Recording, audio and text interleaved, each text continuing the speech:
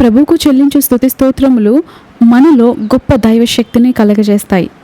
ఆయన సన్నిధిని మనలో నింపుతాయి. ఆయన మన చుట్టూ ఒక ప్రాకారాన్ని నిర్మిస్తాడు. మనకు కలిగిన యావత్తు చుట్టూ ఆయన కంచె వేస్తాడు. ఎందుకంటే ఆయన వాక్యం సెలవిస్తుంది. కీర్తనల గ్రంథం 8వ అధ్యాయం 2వ వచనంలో, నీ విరోధులను బట్టి బాలుర యొక్కయు చంటి పిల్లల యొక్కయు స్తుతుల మూలమున ఒక దుర్గమును స్థాపించి ఉన్నావు. ఇదే మనం మూల భాషలో చూసినట్లయితే ఇక్కడ దుర్గమని తెలుగులో ఉంది, కానీ మనం మూల భాషలో చూసినట్లయితే బలమును కలగజేసి ఉన్నావు అని చెప్పబడి ఉన్నది. మనం పసిపిల్లల వల్లే, చిన్నపిల్లల వల్లే ఎప్పుడైతే మనల్ని మనం తగ్గించుకొని ప్రభువును స్తుతించడం ప్రారంభిస్తామో, శత్రువులను పగ తీర్చుకొని వారిని ప్రభువే అణిచివేస్తాడు.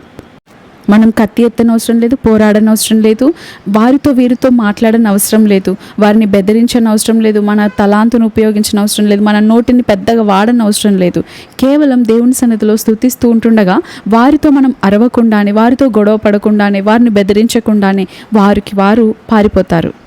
మనం స్తుతిస్తూ ఉన్నప్పుడు చీకటి యొక్క ఆధిక్యత మీదను, శత్రువు యొక్క బలం మీదను మనకు జయం అనుగ్రహించబడుతుంది. స్తుతి ఒక బలమైన యుద్ధోపకరణం. స్తుతించడానికి అలవాటు పడిపోయిన వారు స్తుతించుట ద్వారా సమస్తమును తేలికగా సాధించగలుగుతారు. యేసుక్రీస్తు ప్రభువారు భూమి మీద సంచరిస్తున్నప్పుడు ఆయన ఒక చిన్న గాడిద పిల్లని ఎక్కి అక్కడ నడుచుకుంటూ వెళ్తూ ఉన్నప్పుడు పిల్లలందరూ ఆయన చుట్టూ చేరి స్తుతిస్తున్నారు. ఏమని? దావీదు కుమారునికి జయము అని గట్టిగా కేకలు వేస్తున్నారు. అక్కడ ఉన్నటువంటి అది విన్న పరిసయ్యులు, సద్దుకాయలు కోపంతో మండిపడి ప్రభువారితో, వీరేమంటున్నారో నీకు వినిపించట్లేదా, నువ్వు పట్టించుకోవట్లేవేంటి అని అడిగినప్పుడు ప్రభు ఏమనంటాడు? బాలురు యొక్కయు చంటి పిల్లల యొక్క నోట స్తోత్రము సిద్ధింపచేసేదివి అని మాట మీరెన్నడూ చదవలేదా అని మత్తయి సువార్తలో రాయబడి ఉన్నది. అక్కడ ఇంకొక మాట కూడా అంటారు ప్రభు, మీరు స్తుతించకపోతే ఈ రాళ్ళు కేకలు వేస్తాయని. అవును, మన జీవితంలో సమస్యల కేకలు అధికంగా వినబడుతున్నవి అంటే మన స్తుతి కేక తక్కువగా ఉంది కాబట్టే. ఇక్కడ చిన్నపిల్లలు దేవుణ్ణి స్తుతిస్తున్నప్పుడు చుట్టూ అనేక ఆటంకాలు ఎదురవుతున్నాయి. మన జీవితంలో కూడా అలాగే ఎదురవుతూ ఉంటాయి. స్తుతించడం ఒక యుద్ధోపకరణం. అది స్తుతిస్తూ ఉన్నప్పుడు అపవాదికి మంట పుడుతుంది. అపవాది అక్కడ నిలబడలేదు. అపవాది కార్యాలు లయమైపోతాయి. అపవాది తీసుకొచ్చిన పన్నాగాలన్నీ లయమైపోతాయి. అపవాది తీసుకొచ్చిన సమస్యలు ఏంటి, అనారోగ్యం ఏంటి, వాడి దాడులేంటి, వాని పన్నాగాలేంటి, వాడు రాసుకున్నవి, గీసుకున్నవి, వేసుకున్నవి, వాడి శత్రు సమూహం అంతా లయపరచబడుతుంది. అందుకే మనం స్తుతిస్తున్నప్పుడు చాలాసార్లు అనేక ఆటంకాలు ఎదురవుతాయి. మనం స్తుతిస్తున్నప్పుడు దేవుడు మహిమపరచబడతాడు. మనం స్తుతిస్తున్నప్పుడు దేవుడే మన యొద్దకు వస్తాడు. కాబట్టి స్తుతించకుండా ఉండడానికి అనేక ఆటంకాలను తీసుకొస్తూ ఉంటాడు అపవాది. కొన్నిసార్లు పలు రకాలైన సమస్యలు ఎదురవుతూ ఉంటాయి. కొన్నిసార్లు మన చుట్టూ ఉన్నవారే మనల్ని బట్టి సన్నుకుంటూ ఉంటారు. కొన్నిసార్లు మనం ఏ తప్పు చేయకపోయినా మనపై నిందలు వేస్తూ ఉంటారు. మనం కృంగిపోయేలాగా, విసిగిపోయేలాగా, అలసిపోయేలాగా అపవాది ఎప్పుడు చేస్తూ ఉంటాడు. కానీ అయినా కూడా మన ఇంటి వారు మనల్ని బాధ పెట్టినా, మన చుట్టూ ఉన్నవారు బాధ పెట్టినా, మన ఇరుగు పొరుగు వారు బాధ పెట్టినా, వాటన్నింటిని ఎవరైతే లక్ష్య పెట్టకుండా పక్కన పెట్టేసి ఆ మహోన్నతుడైన దేవుని స్తుతిస్తారో వారికి పైనుండి శక్తి గొప్పగా అనుగ్రహించబడుతుంది. దైవస్థుతి శ్రేష్టమైన ఆయుధం అనడానికి, ఒక యుద్ధోపకరణం అనడానికి, మనకున్న సమస్యలను జయించడానికి ఒక మంచి ఆయుధం అనడానికి వాక్యాధారాలు అనేకంగా ఉన్నాయి. అయితే ఒక వాక్యం చూద్దాం. కీర్తనల గ్రంథం 149వ అధ్యాయం 6 నుండి 9 వచనాలు చూస్తే, వారి నోట దేవునికి చేయబడు ఉత్సాహ స్తోత్రములున్నవి, అన్ని జనులకు ప్రతిదండన చేయుటకును, ప్రజలను శిక్షించుటకును, గొలుసులతో వారి రాజులను, ఇనుప సంఖ్యలతో వారి గనులను బంధించుటకును, విధింపబడిన తీర్పు వారి మీద నడుపుటకును, వారి చేతిలో రెండంచులు గల ఖడ్గమున్నది. హల్లెలూయా.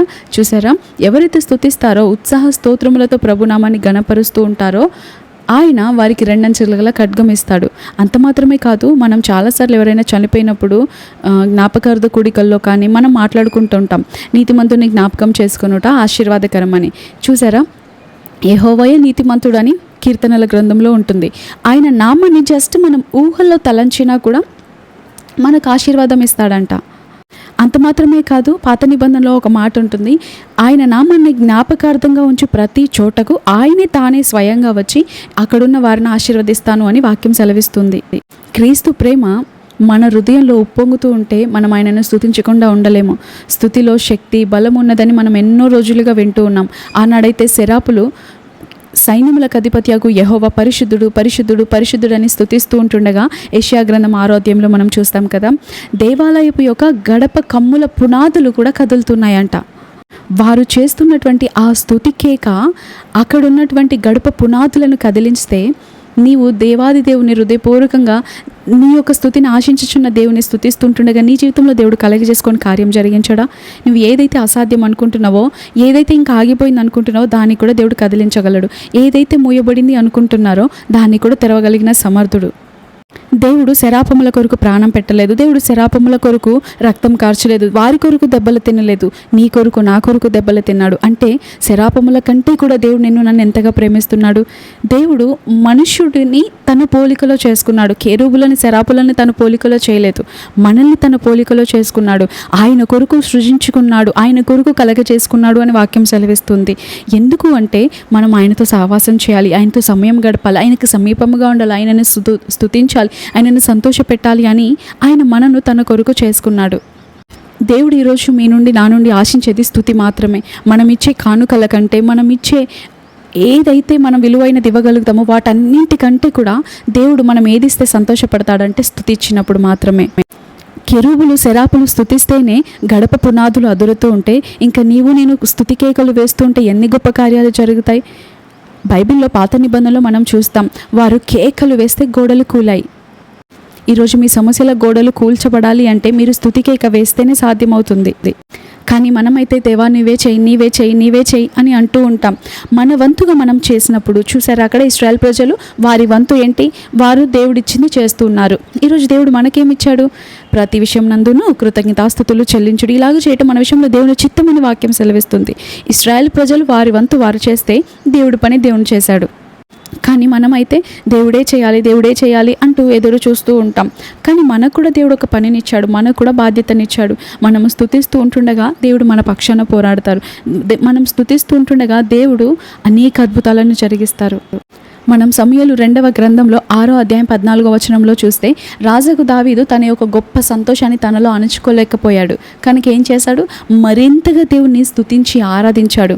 అందుకే చూద్దామా, దావీదు నారతో నేయబడిన ఏఫోదును ధరించిన వాడై శక్తి కొలది యెహోవా సన్నిధిని నాట్యమాడుచూ ఉండెను. అవును, దేవుని శక్తి మన మీద బలంగా వచ్చినప్పుడు మనం స్తుతించకుండా ఉండలేం, ఆనందించకుండా ఉండలేం, ఆయనను ఆరాధించకుండా ఉండలేం. చంటి బిడ్డలు ఏ రీతిగానైతే గంతులు వేస్తారో, సంతోషం ఎక్కువైనప్పుడు వారు ఏ రీతిగానైతే చాలా ఆనందాన్ని వ్యక్తపరుస్తారో మనం ఆ రీతిగా ఉంటాం మన పైకి దేవుని శక్తి వచ్చినప్పుడు. కాబట్టి ఈరోజు మన ప్రాణంతో మనం మాట్లాడుకుందాం. నా ప్రాణమా, నువ్వెందుకు మౌనంగా ఉన్నావు? నువ్వెందుకు తక్కువగా స్తుతిస్తున్నావు? దేవుడు నిన్ను కలగజేసుకుంది ఆయనను స్తుతించడానికి అని మన ప్రాణంతో మనం మాట్లాడుకుందాం. నా ప్రాణమా, మౌనంగా ఉండకు, దేవుని యందు నిరీక్షణ ఉంచు, ఆయన నా అంగలార్పును నాట్యంగా మార్చగలిగిన సమర్థుడు అంటూ చంటి బిడ్డల వలె మనల్ని మనం తగ్గించుకొని ఆయనను హెచ్చిద్దాం. స్తుతులతో ఆయన నామాన్ని గణపరుద్దాం, స్తుతులతో ఆయన నామాన్ని హెచ్చిద్దాం. స్తుతి సువాసనను ఆయన కొరకు వెదజల్లుదాం. ఆయన దానిని ఆగ్రహించినప్పుడు, ఆహా నాకు ఇంపైన సువాసన వచ్చింది అని చాలా సంతోషించి దేవుడు నీతో కూడా ఉండడానికి ఇష్టపడతాడు. దేవుని శక్తిని నీపై కుమ్మరిస్తాడు. దేవుని సన్నిధిని నువ్వు అనుభవించగలుగుతావు. దేవుని ప్రసన్నత నీ కుటుంబంలో ఆవరిస్తుంది. ఎప్పుడైతే మందసం ఒబేదెదోము ఇంటిలో ఉన్నదో అప్పుడు వారు ఆశీర్వదించబడుట ప్రజలందరూ చూశారు.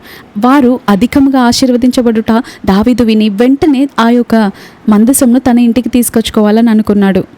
ఈరోజు మనము స్తుతిస్తూ ఉంటుండగా దేవుని ప్రసన్నత మన ఇంట్లో ఉంటే దేవుడు మనల్ని కూడా ఒబేదెదోము వలె ఆశీర్వదిస్తాడు. ఒబేదెదోము ఊరికనే ఆశీర్వదించబడలేదు. మందసం ఎప్పుడైతే తన ఇంటిలో పెట్టుకోవడానికి ఆయన ముందడుగు వేశాడో చూసారా, అక్కడ అది కేవలం తాకినందుకే ఉజ్జా చనిపోయినా కూడా నా ఇంటిలో పెట్టుకుంటాను అని ముందడుగు వేశాడు. అసలు అందరూ ఎంతో భక్తిపరుడైనటువంటి దావీదే నిరాకరిస్తే నేను పెట్టుకుంటాను నా గృహంలో అని ముందడుగు వేశాడు. అది మొదలుకొని ఆయనలో భయము, భక్తి, దేవునిపైన భక్తి, ఆసక్తి పెరిగింది. దేవుని స్తుతించడం, మార్నింగే లేవడం, అధికంగా దేవుని భక్తి చేయడం, పరిశుద్ధంగా బ్రతకడం, ఆలోచనలో పరిశుద్ధత, తలంపుల్లో పరిశుద్ధత, అన్ని విషయాల్లో పరిశుద్ధంగా జీవించినప్పుడు దేవుడు ఆశీర్వదించాడు. ఊరికనే ఆశీర్వదించలేదు. ఊరికనే ఎవరికి ఆశీర్వాదాలు రావు. ఈరోజు మీరు ఆశీర్వదించబడాలని ఆశపడుతున్నారా? ఈరోజు మీరు విడుదల పొందాలని ఆశపడుతున్నారా? మీ సమస్యల్లో మీరు జయం చూడాలని ఆశపడుతున్నారా? మీ స్థితిగతుల్లో మార్పు కావాలని ఆశపడుతున్నారా? అయితే ఊరికనే ఎవరికి రావు. ఊరికనే దేవుడు ఎవరికి సాక్ష్యాలను ఇవ్వడు. ఊరికనే దేవుడు ఎవరిని ఆశీర్వదించడు.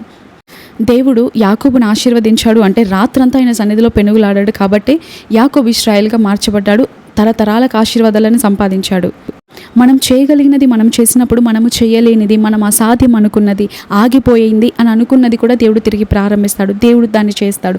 దేవుడు దాన్ని జరిగిస్తాడు. దేవుడు దాని విషయంలో జయమిస్తాడు. దేవుడు మనల్ని సాక్షిగా నిలబెడతాడు. కాబట్టి ఆయనను స్తుతిద్దాం, సంతోషపెడదాం.